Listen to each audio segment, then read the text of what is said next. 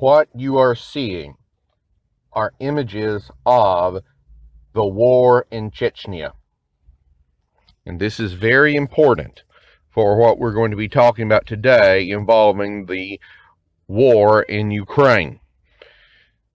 I have spent the past 2 Mondays discussing the fact we are in a world war, and that began when Iran became involved in Ukraine, and I still believe that's true, and we will continue on that subject because I think it is, one, vitally important, and two, I don't think enough people emphasize it. But today I want to discuss something that has just come up. The Ukrainian offensive has already begun.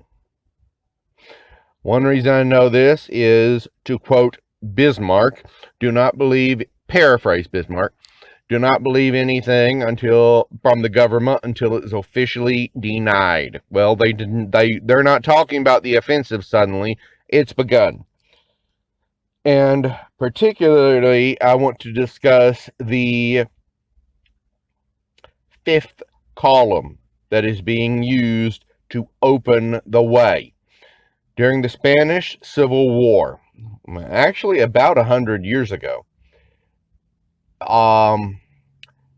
the forces, one side was advancing on a city, and they made the announcement that they had 4 columns advancing on the city, and there was a 5th column inside the city. And just so you know, in case it ever comes up in Trivial Pursuit, that's how the term 5th column came about, or so I've heard. If it's not true, it should be.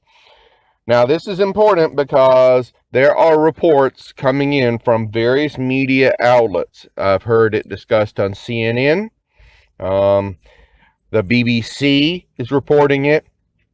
I just was on Euromaidan Press's website, and they're discussing infiltrators entering Russia.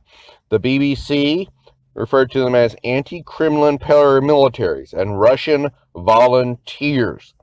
And we've seen a couple of interesting reports regarding this, and this is important for several reasons, and it goes beyond the war.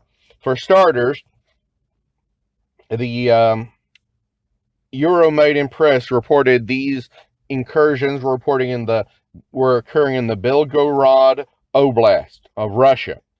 That included 2 tanks. So these are not just a few people crossing the border. These aren't looters. These are well-organized units. And supposedly they cost the Russians 3 tanks. Or that's what it said.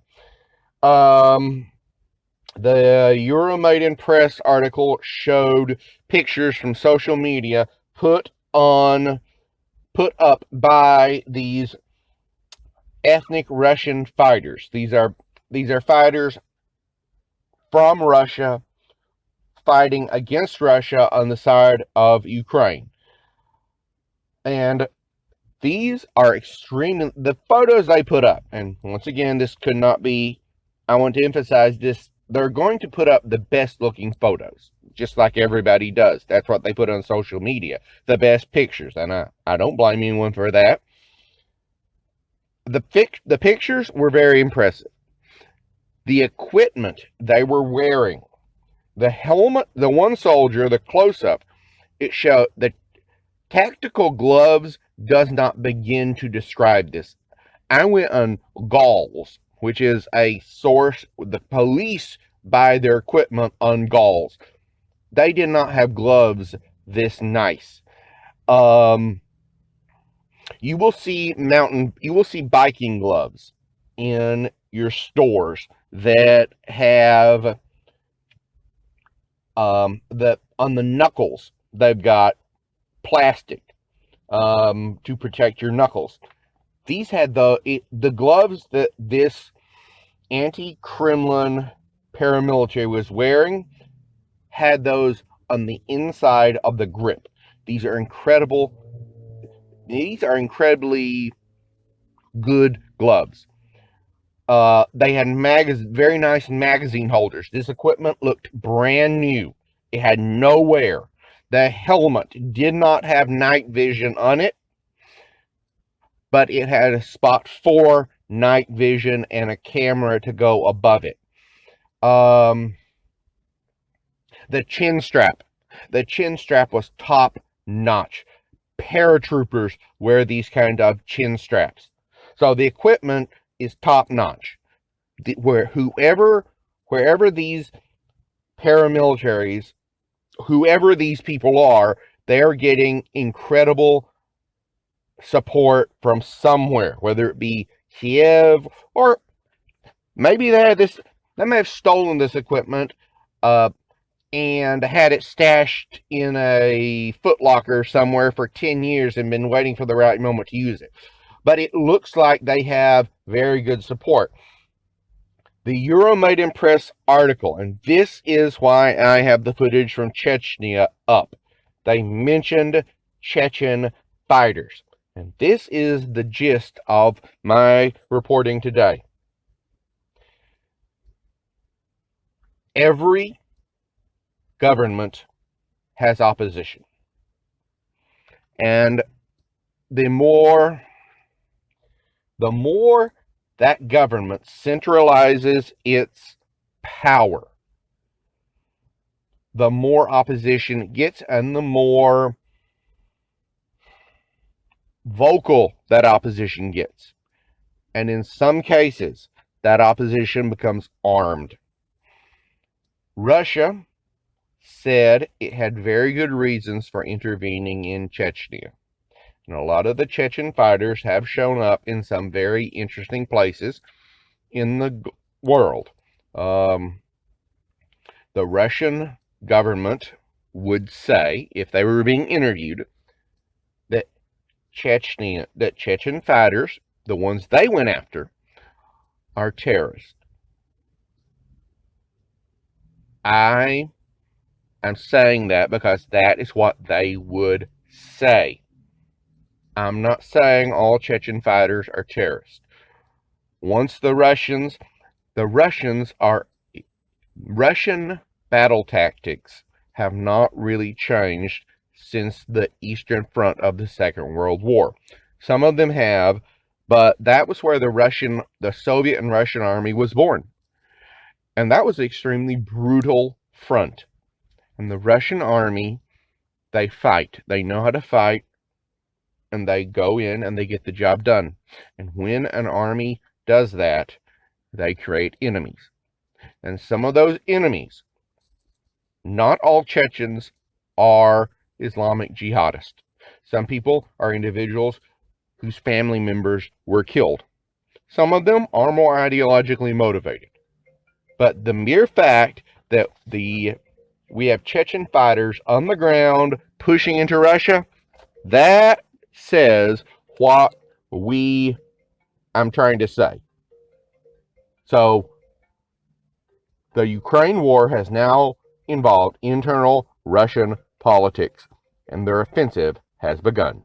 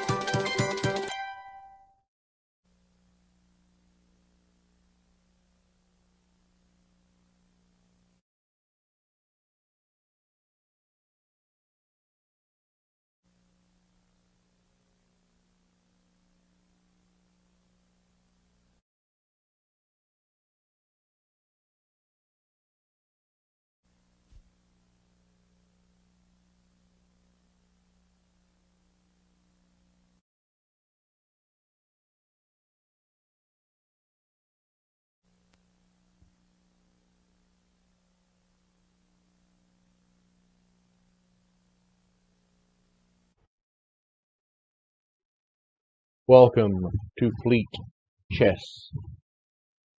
This is the second episode, and we will draw first blood in this episode.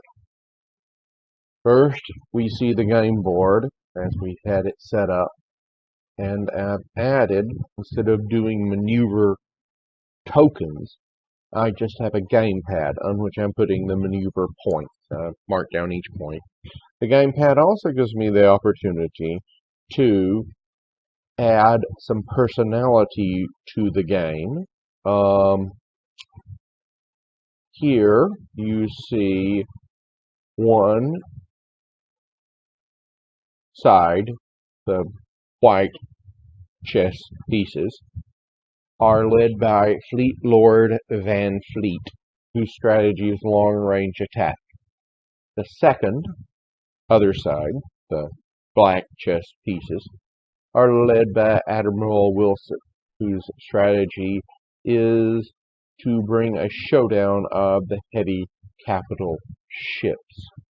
This is helpful because it gives a bit of a narrative to the game, and that's always unique. We are placing we will mark the maneuver points on this pad.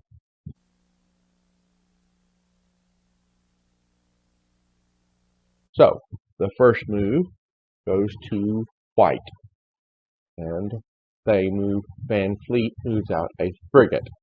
This is the equivalent to a chess pawn. So, on the initial move, we have two moves forward. Once again, as I mentioned, if you are not familiar with chess, then I would recommend you look it up. It's a fascinating game anyway. So the first move is a frigate coming out from Van Fleet. The next move we have a frigate coming out from Wilson. Next few moves are basically frigates coming out, clearing the way for other ships. And we see here on the pad, maneuver points being recorded. These can be used to repair ships, as was explained in the first episode. The third moves are frigates coming out.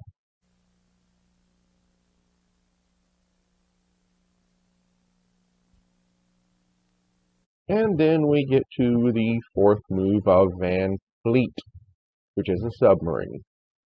Now this is equivalent to a castle, so it can literally move across the board if nothing is in its way. Wilson moves out a cruiser. This is the equivalent to a bishop, so it has moved diagonally across the board. Fleet Lord Van Fleet moves out a second submarine, while Admiral Wilson moves out a second cruiser.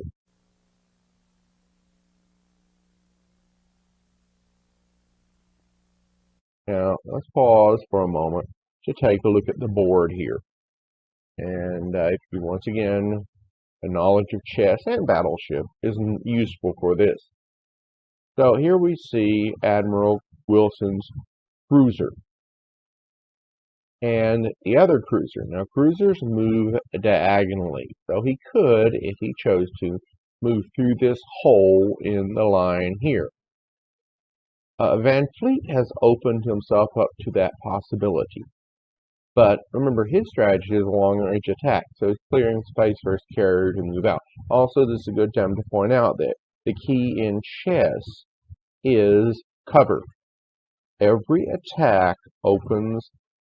If Wilson were to move into that position, any piece he put there would be open to attack by Van Fleet's cruisers. So let's look at what Van Fleet is doing. His carrier will have to move up past this frigate here.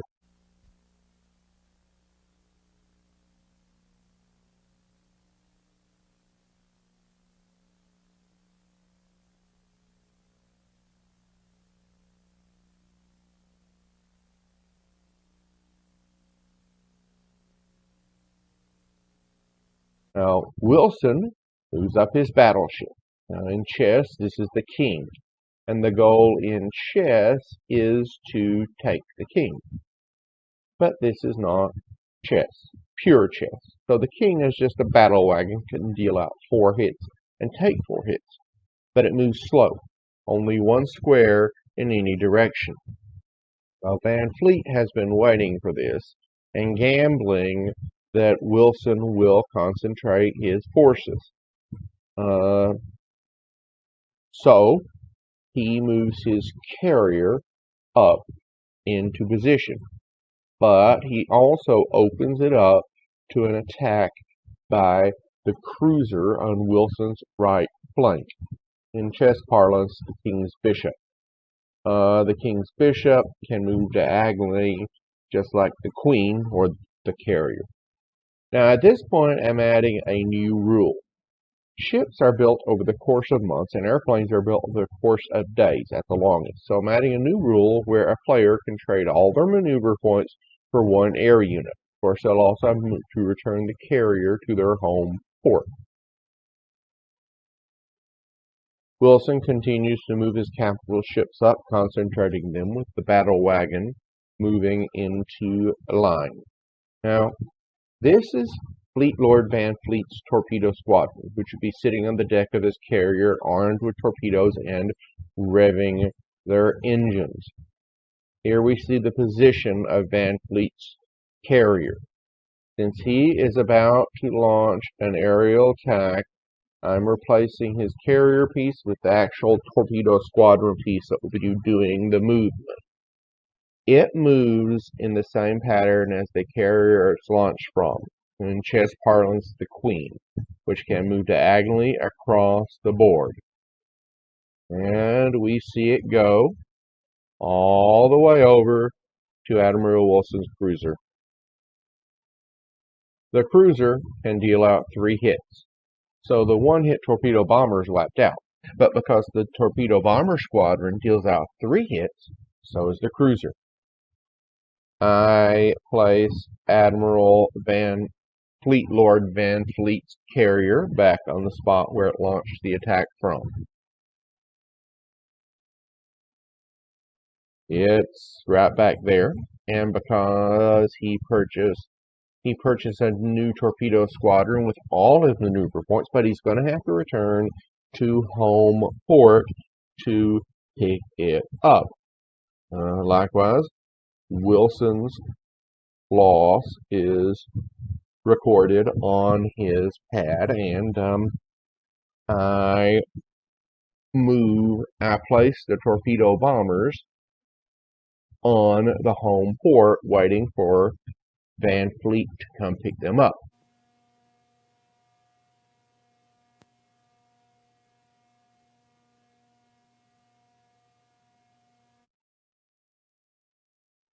So Wilson moves his destroyers up to cover the flank that was opened from the loss of the cruiser. Destroyers are the equivalent of the knight in chess.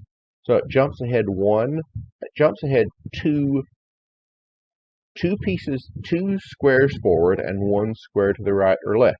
The loss of the cruiser is still fresh, so Wilson brings it up closer to the battleship, reflecting his value of the capital ship.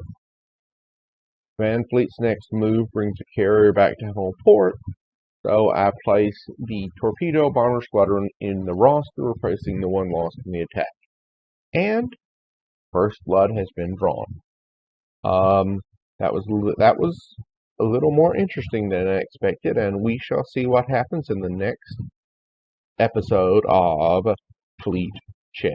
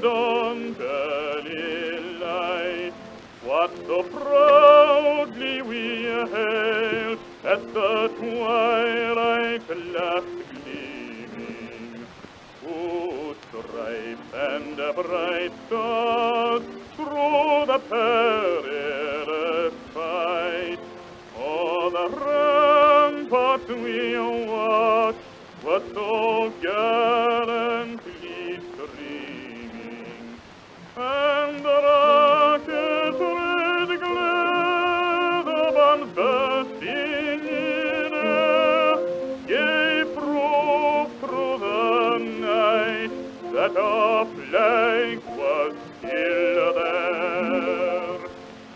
Oh, take on that star-spangled banner yet wave, for the land of the free and the home of the brave.